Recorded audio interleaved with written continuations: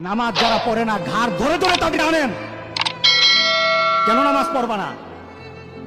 তুমি মুসলমান, এই মুহূর্তে তুমি আমরা এক কাতারে দাঁড়াই। এটা যদি আপনার সন্তান হয়, ধরেন নামাজ পড়তে আসো। রাগ করতেছেন? কঠিন করে কথা বলেছি? আমি কঠিন করে বলি নাই। আমাকে বলানো হয়েছে মুহাম্মদ সাল্লাল্লাহু আলাইহি সাল্লামের কথা কঠিন ছিল নামাজের ব্যাপারে। কেউ যদি আমার কঠিন কথাকে কঠিন হিসাবে নেন, তাহলে রাসূলকে কঠিন বানাতে হবে।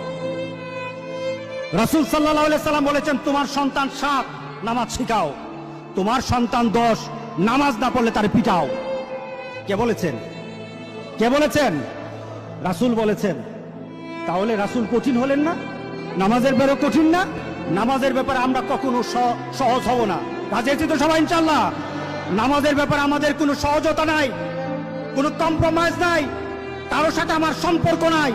নামাজ আছে তো সম্পর্ক আছে, নামাজ নাই আল্লাহর সাথে তার সম্পর্ক নাই, আমার সাথে তার কোনো সম্পর্ক নাই।